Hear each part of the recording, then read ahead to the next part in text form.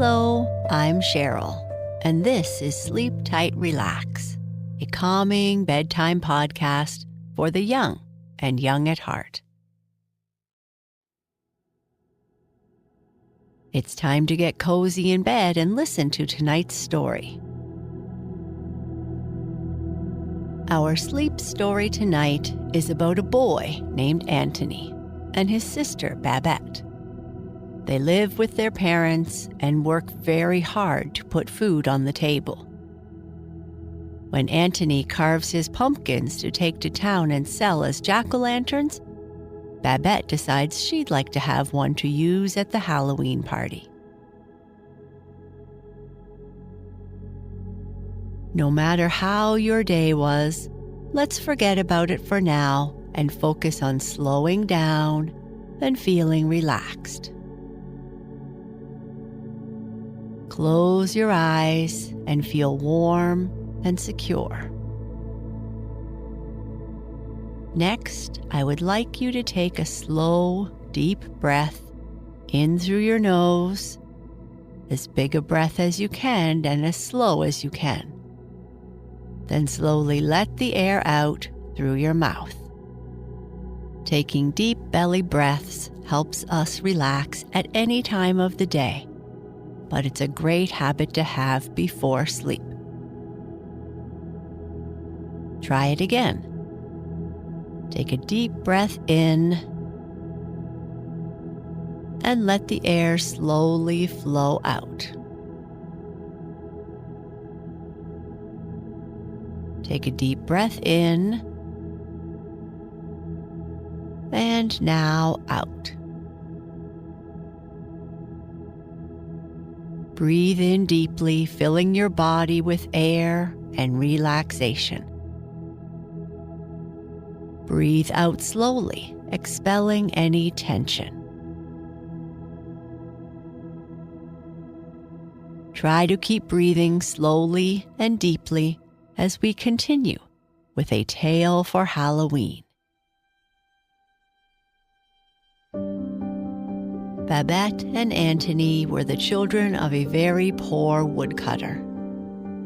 They lived in a little cottage on the side of a steep mountain, and the mountain looked upon a great forest. Now, though their father worked in this forest from dawn until dark, he earned very little. Wood in that region was plentiful, and woodcutters were numerous. Their mother made fine laces, which Antone carried to the market to sell. But in spite of all their efforts, the parents often could give their children no more than bread and soup to eat. Babette and Antone, however, were happy little children. But it worried the woodcutter that Antone was 10 years old and had not yet gone to school. Antone's mother taught him to read and write so that the other boys and girls would not be too far ahead of him. And Antone studied his lessons diligently. Often as he sat doing his math on the hearthstone with a bit of charcoal for a pencil, his mother would sigh sadly. Antone did not like his mother to be sad, and so he always laughed to cheer her. "Never fear, Mother," he would say. "Soon I shall send myself to school. My vegetable patch is doing well. Then, when I am a great scholar, you shall be poor no longer. Father will have a team of oxen, and you will have a fine satin gown. Babette will have a dozen real dollies instead of the turn-up dollies she now rocks in her dolly cradle." "Ah, Antone, my son," his mother would answer with a sigh. "Ah, unless you make your fortune as a maker of toys, I fear you will have no fortune at all. Your fingers are as clever as a wizard's even now, and though you are past 10, we cannot spare you to go to school." It was true as she said. Antone made boats from bits of cedar wood, and when he had fitted them with sails, you could not tell the difference between them and those that had come out of a shop. He carved a doll's cradle from a pine knot, and for a dolly painted the face of a turnip until one would think it was the face of some fair maiden. So blue were the turnip dolly's eyes, and so pink her cheeks. Her hair of corn silk fell in such waves, and her robe of young cabbage leaves was so green and beautiful. Then, as often as this turnip dolly faded and began to shrivel, Antone made another, which Babette always said was more beautiful than the one before. Babette had never been to the village and therefore knew nothing of real dolls. She loved her turnip babies tenderly indeed. She always carried them in her arms when she went with Antone to meet their father, and sang them little songs as she rocked them to sleep. Now it happened one night in the season of Halloween that Antone sat carving jack-o'-lanterns to sell in the village. Babette, who was rocking her dolly to sleep, sat watching him. Being only 6, she knew nothing about the fun which comes with Halloween, and so she listened round-eyed with wonder to Antone, who knew all things about jack-o'-lanterns. When she heard that boys and girls dressed like witches and ghosts and celebrated in the village streets, Babette made up her mind to celebrate too. "How fine it must be!" she cried, clapping her hands. "Halloween must be quite like Christmas."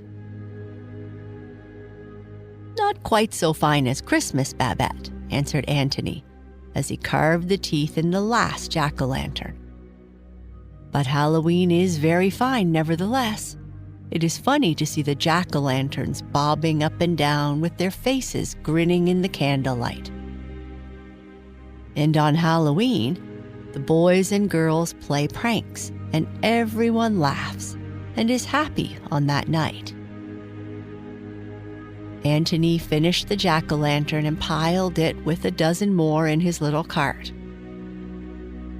He would sell them all in the village when he took his vegetables to market the next day. No one else could carve such splendid pumpkin faces as Antone. "Then let us go and play pranks in the village too, Antone," cried Babette. "Mother will make us ghost dresses, and there is still one great pumpkin in your garden for a jack-o'-lantern. Oh, what a party we shall have!" "Babette!" exclaimed Antone in astonishment. "Where did you get such an idea? The party in the village is not for us. Mother has no time to make us ghost dresses, and if she did, she has no materials. Besides, how would we find our way home through the forest?" "You know the way through the forest, Antone," insisted Babette. "And if Mother cannot make us ghost dresses, we can go without. It will be dark, and our jack-o'-lantern will be as fine as any. Do come," she begged. "I have never been to a Halloween party." "Now, Babette, I tell you we cannot go to the village tomorrow night," answered Antone. "I could not find my way home through the forest after dark, and we would both be lost. Be a good girl and do not tease any more." Antone spoke sternly, and Babette burst into tears. She was very fond of getting her own way, and when she could not have it, sometimes she was an angry little girl. She sobbed and wept so loudly that Antone found it hard to refuse her. However, he dared not go to the village at night, as he was afraid he would lose his way in the forest. So Antone whispered to Babette that he would buy her chocolate, but she only wept even harder. "Now, Babette," cried Antone at last, when Babette showed no signs of stopping, "I cannot take you to the village. But if you are a good girl and stop crying at once, I will make a little Halloween party just for you and me. Now promise me you will not cry any more."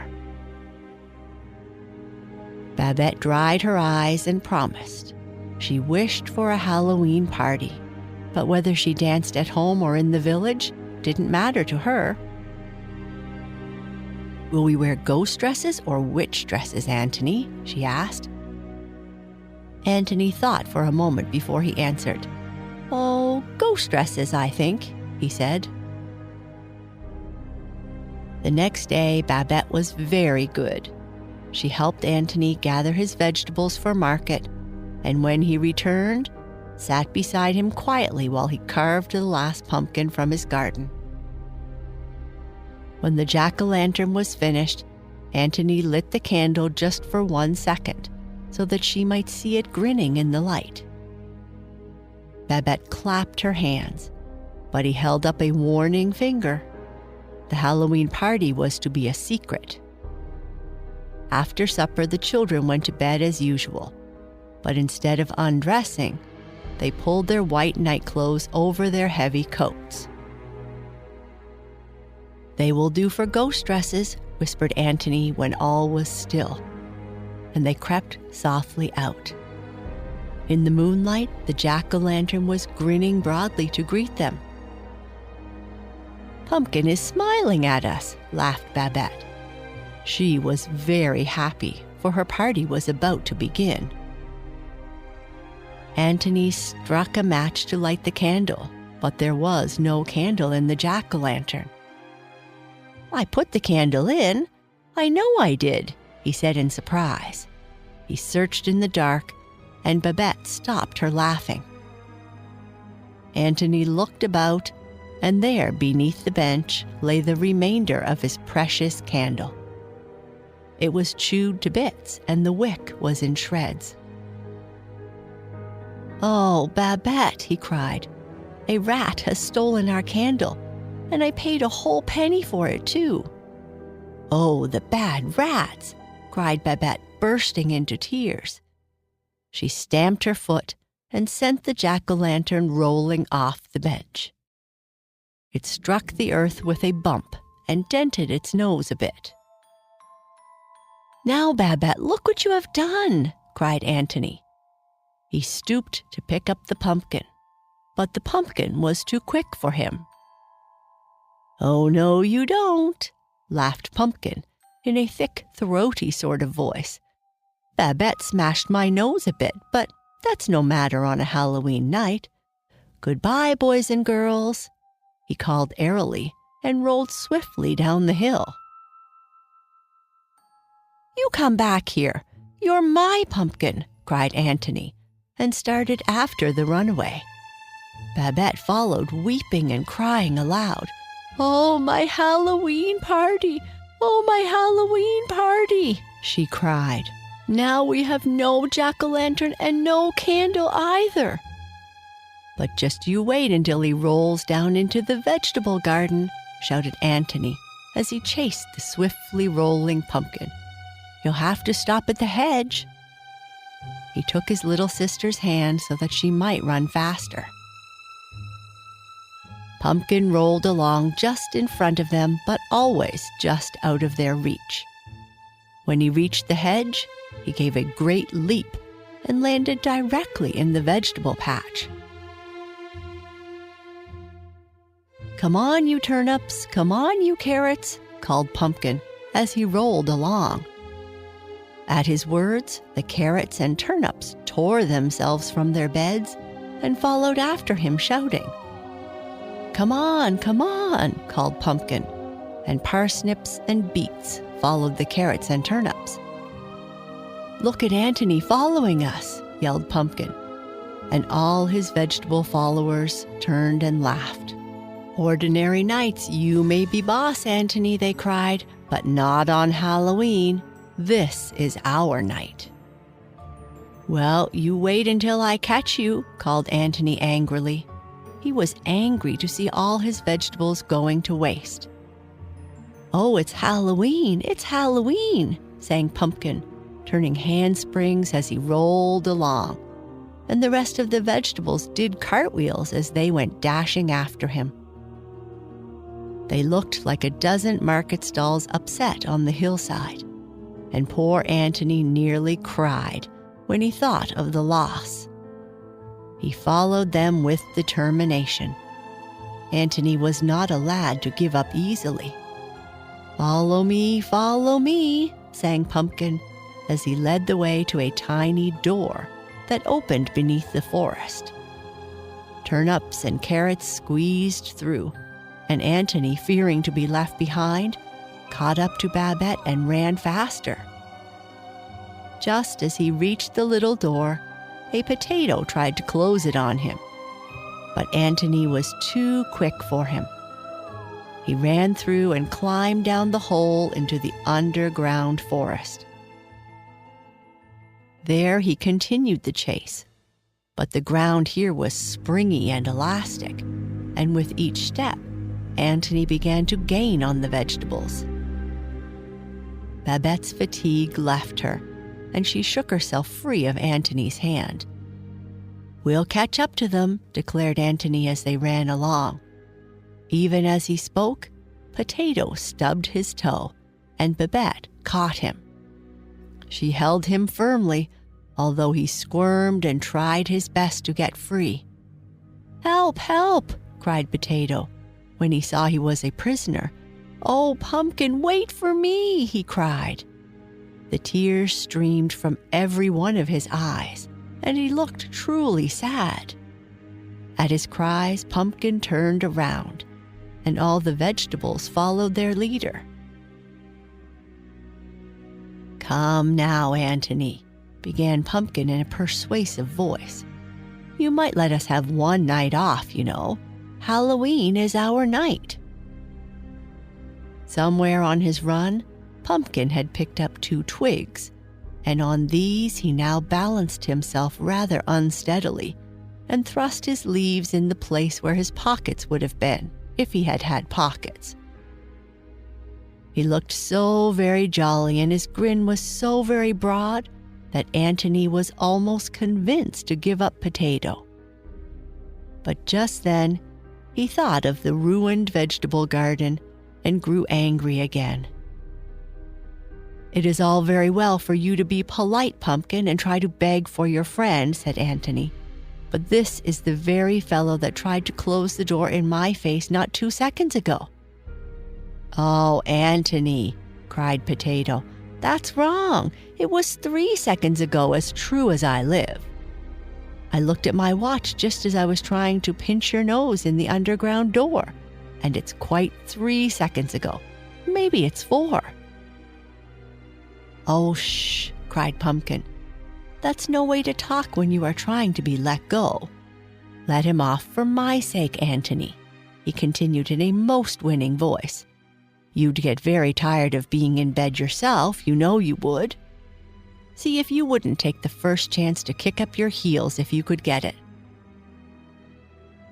"But Pumpkin," replied Antone, "think of my vegetable garden. It is ruined. I was saving all my vegetable money to go to school, and now I cannot go forever and ever. That is so long. Besides, how could I know you got tired of being in a bed? You never spoke to me before." "Well, I speak to you now," replied Pumpkin, "and as for your vegetable patch, we'll all make that up to you, won't we, boys?" We will," called the vegetables in chorus, and the Potato and Babette's little fist yelled loudest of all. "There now, you see, we mean no harm," declared Pumpkin, "so let Potato go. Then you can both join us in our Halloween party." At the magic words, "Halloween party," Babette put Potato down at once. She was determined to have her fun, and, after all, the vegetables seemed to be a fun bunch. So peace was made, and the children followed the bobbing turnips and onions. Then shouts were heard, and Pumpkin ordered a halt. Soon they were joined by a dozen or more cabbages. "You're not very nice," panted the cabbages. "There we sat in the storeroom waiting for you to call us, and the first thing we knew, We saw you racing off down the hill like crazy." "My gracious," said a very stout cabbage, who was terribly out of breath. "I'll have to take off my outer leaves before I go another step. I feel as though I was boiled." Antone recognized the cabbages at once. "You are Father Minette's cabbages, are you not?" he inquired politely as they marched along. "Why, if it isn't little Antone, the woodcutter's son," exclaimed the very stout cabbage. "Yes, we have come from Minette's farm. Mother Minette saved us for pickles, but we fooled her and slipped out of the storeroom when she was not looking. Oh, we cabbages are not as green as we look." The cabbages all laughed, and Antone was surprised to find that he laughed too. As they went marching on, Pumpkin sang and danced in the lead, and onions and carrots echoed his hearty songs. Presently, great black cats with shining yellow eyes stepped from behind the trees, and each cat was soon joined by its owner, who was no other than a real witch in a tall peaked hat and carrying a broomstick.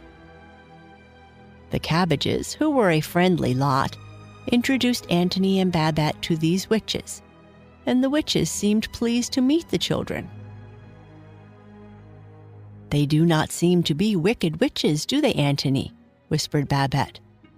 "Oh, my dear," replied a witch who overheard, "we are not a bit wicked on Halloween, you know. Any other night, I would probably be up to some mischief.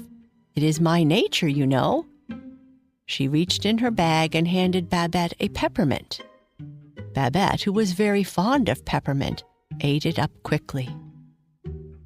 "You shouldn't do that, my dear," said the witch. "It is not very often witches give peppermints, and when they do, the peppermints should be treasured. Here is another to keep for your pocket, and then you will never be without a peppermint when you want one." And she handed Babette another.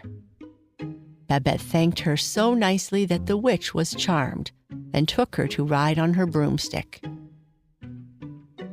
It was the best company one could ever imagine as they marched along. Every vegetable was singing a different Halloween song in a different key, and they all had voices that sang out of tune by nature. Babette, her little white nightdress flying in the breeze, was riding on the witch's broomstick and singing as loudly as the rest. When they reached the dancing floor, it was lit with millions and millions of glowworms, and an orchestra of 10,000 frogs hummed lively tunes in their throats. Pumpkin seized a handful of glowworms and put them in his head. Then, with his features all aglow, he cried out, "Ready for the dance!" Instead of taking partners, the vegetables just plunged onto the floor and began to jump around like mad. If they fell down, they did not jump up at once, but rolled around the floor most good-naturedly. They looked so like vegetables boiling about in a great soup kettle that Antone thought he should cry from laughing.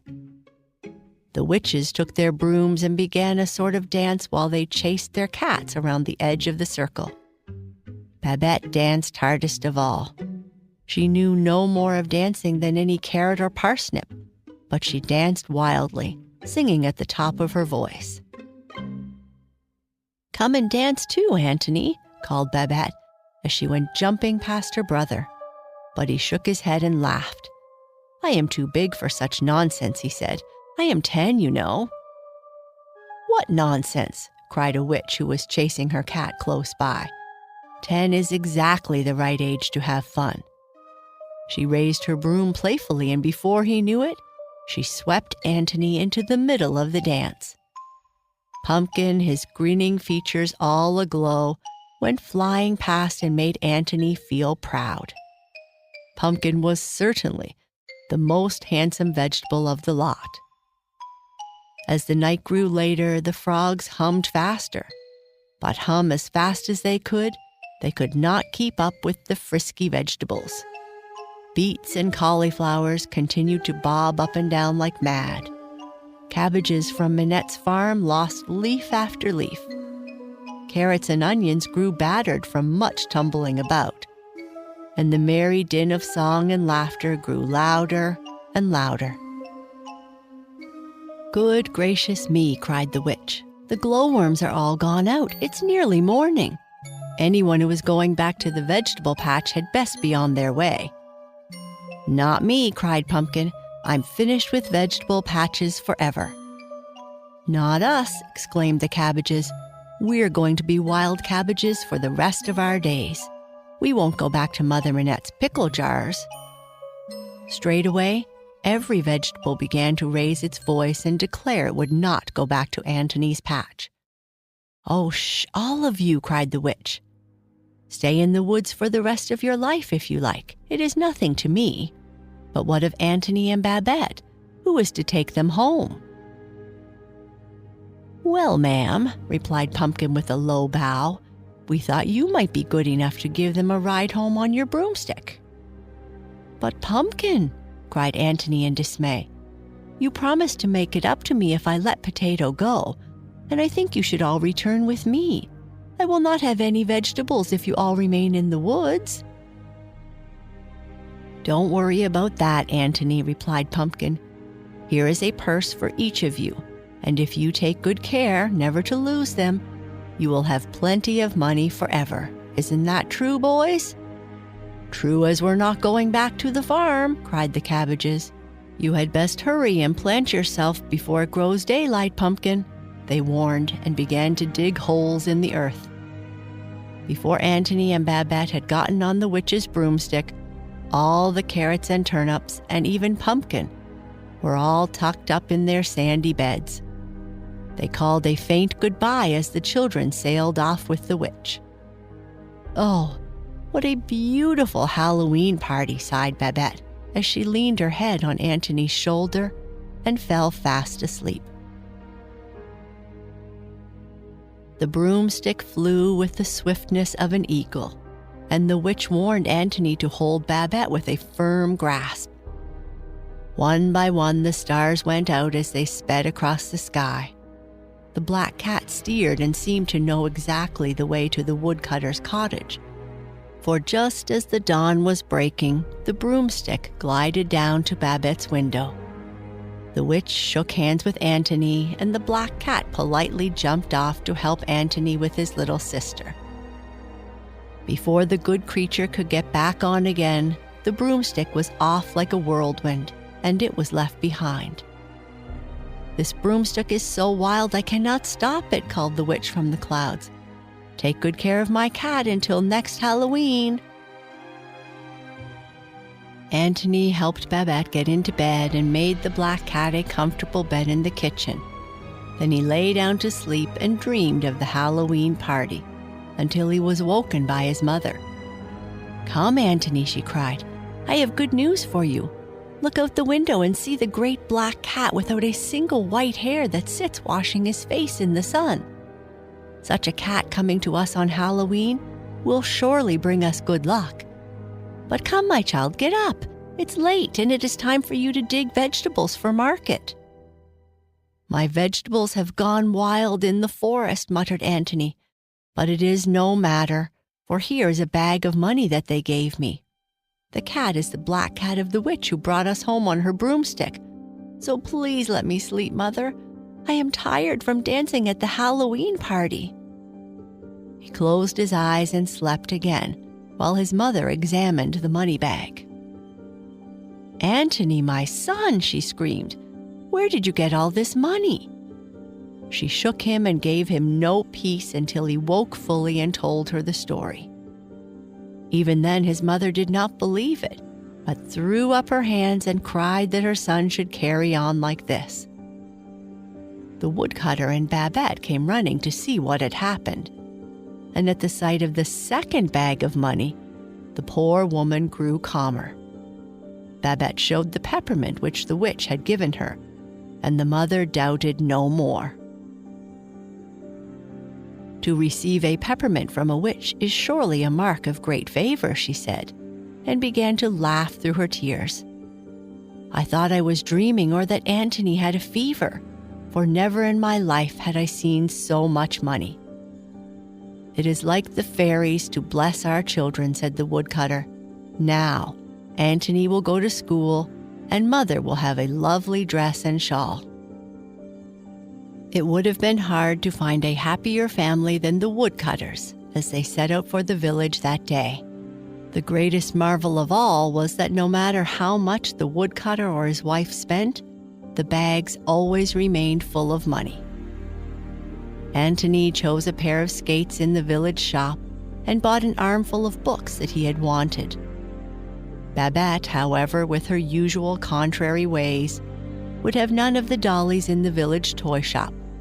They were not pretty, she declared, and their cheeks were not pink and beautiful as were the turnip dollies Antone made for her. And from that day forward, the woodcutter and his wife were no longer poor.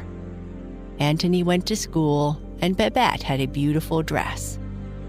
Their mother no longer sighed as she went about her household tasks, and neither did she strain her eyes making fine laces for market. Instead, she sat proudly at the seat of her husband's ox cart when he delivered wood in the village. Sometimes, she even drank tea with the mayor's wife. Each year, as regularly as Halloween came to mark the harvest time, Antone and Babette mounted the broomstick with the witch and rode off to the Halloween party. There they always found Pumpkin grown rounder and jollier than the year before, and they always rode home across the sky just as the dawn was breaking. The black cat became so fond of Babette that it never again rejoined its rightful owner, but remained with the woodcutter and his family and brought them good luck for the rest of their days. And that's the end of our story. Good night.